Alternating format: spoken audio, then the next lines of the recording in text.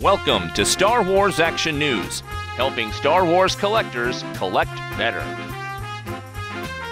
This is Brock, Star Wars Action News Book Club liaison, with a spoiler-free as possible review of Star Wars: The Rise of the Empire by Melissa Scott, James Luceno, John Jackson Miller, and Jason Fry. Review copy courtesy of Del Rey Books. Star Wars: The Rise of the Empire is a trade paperback compilation of the first two novels from the relaunch of the New EU, the Rebels TV show tie-in A New Dawn by John Jackson Miller and Tarkin by James Luceno, combined with, as an added bonus and likely to entice folks who bought these two novels already, 3 all-new Star Wars short stories, one from Miller and the other 2 from authors Melissa Scott and Jason Fry.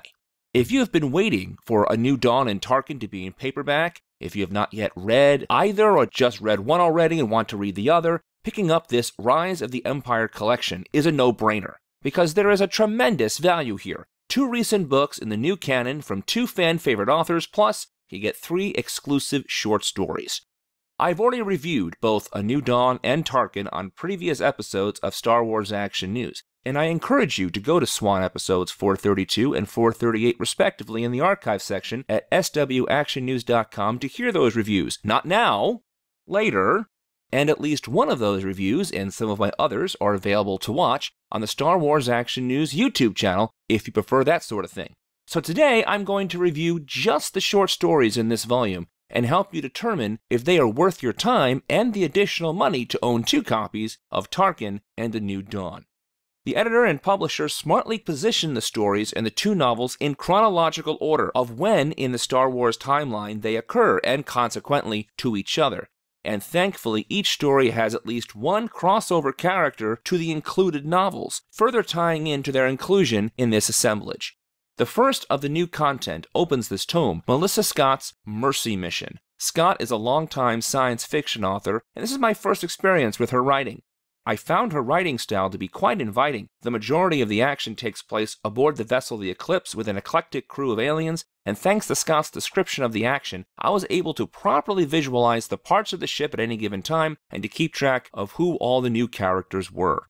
The story revolves around a young teenaged Hera Syndulla, the pilot from the TV show Rebels, on her first mission as part of a team put together to break through the Imperial blockade to deliver much-needed medicine to Elder Twi'leks on the surface of Ryloth. You may recall from previous stories in the new canon, like Paul Kemp's Lords of the Sith, for example, that Hera's father, Cham, is one of the first organized rebel leaders before the rebels became the Rebel Alliance. One of the additional crew members on Hera's starship knows and has worked with Hera's father previously, and that helps the reader realize her dad looms large over Hera as she is learning to find her own place in the galaxy. Also from Lords of the Sith, heading up the leadership over the Ryloth blockade, is Moff Mars, the Imperial who at the end of that novel has a lot to prove and respect to regain regarding her leadership abilities, which motivates her actions here.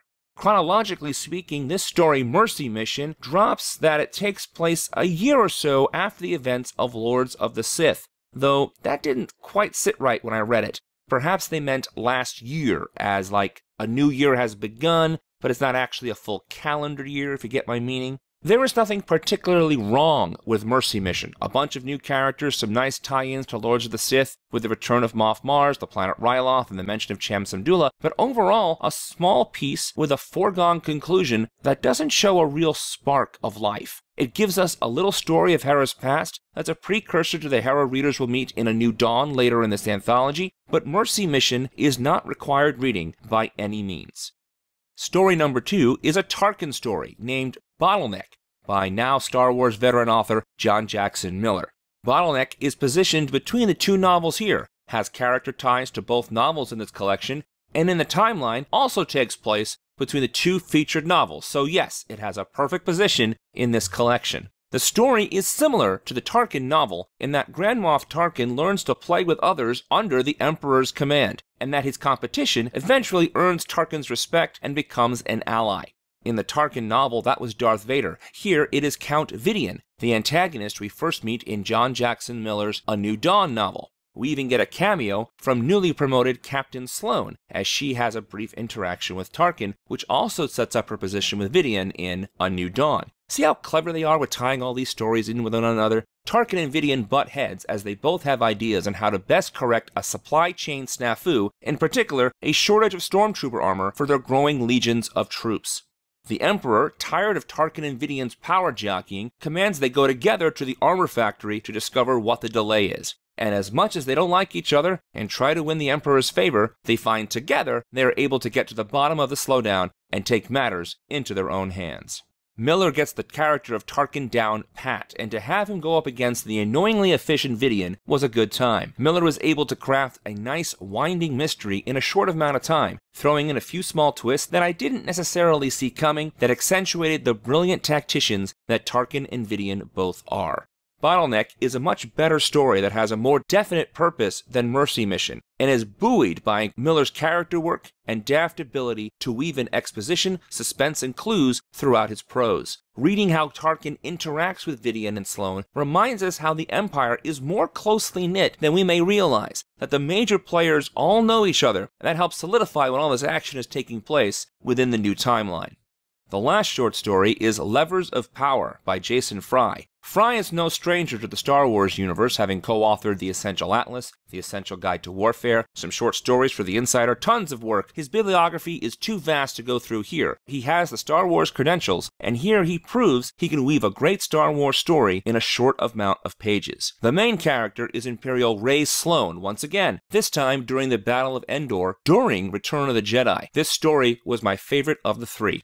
The Levers of Power tells a great story of Sloane coming into her own at the right time, leading up to her role in the recent novel Aftermath, and what she can now do beyond that. And we see a well-known Star Wars event from another angle. But unlike the Darth Maul story Endgame by James Luceno that did a little of that, this one makes complete sense as there are many Imperial Star Destroyers present at the Battle of Endor, and this character in particular has been established as being there in recent fiction. Levers of Power is not a necessary chapter to tell, but one that enlightens the reader even more on the Sloane character, more effectively than the first short story did here for Hera, and provides a fresh angle on a classic bit of Star Wars. The author utilizes the literary device of a character reflecting upon the past during the action of the present to great effect. Now, typically, that trope drives me nuts, especially in Star Wars fiction, when we get lines like, and I quote from this story, "Being in the Death Star felt like a metal tomb," which is what the Death Star had become for Tarkin. And then there is more about the symbol the Death Star was to Tarkin, and I'm paraphrasing here how it ended up. He was wrong and it killed him in the end. Yeah, we know all that. We saw the movie. And usually I roll my eyes, finding it hard to believe Star Wars characters would go into these deep, profound correlations in their minds during times of excitement or war.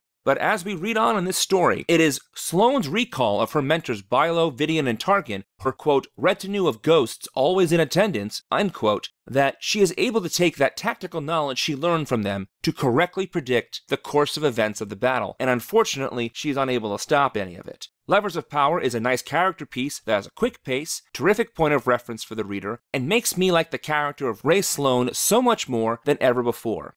The Rise of the Empire is a well-thought-out compilation by the publisher. In anticipation of the Star Wars fever likely to hit additional fans this year, they packed 2 novels from last year with some additional new content into a tidy volume. The new content gets better as you go along, and while none of them are required reading for this new EU, they don't contradict anything or overstay their welcome.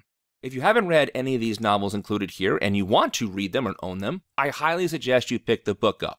Now, if you have read the novels and you think about it like this collection is a movie ticket, $15 here for 90 to 100 minutes of additional Star Wars reading, depending on how fast you read. $5 each seems a little steep for 3 short stories to me, yet perhaps you can get this one on sale for less than $10 using the Star Wars Action News Amazon link on the homepage. Or perhaps ask Santa to put this under the tree. Request this tome as one of your Hanukkah gifts, or part of whatever gift exchange type celebration you observe this winter. Then it's a win-win for the giver and for you. I think you probably get my point by now. Anyway you slice it, The Rise of the Empire is a great value, no question about it. If you are curious about these short stories, I have no reason to dissuade you from finding a way to make that happen. For Star Wars Action News and the Star Wars Action News Book Club, this is Brock. Thanks for watching this video. You can see full episodes of Star Wars Action News with more collecting news and reviews at swactionnews.com. We also have thousands of toy and collectible photos in our photo gallery. If you enjoyed this video, please subscribe to our YouTube channel. May the pegs be stocked and the Force be with you.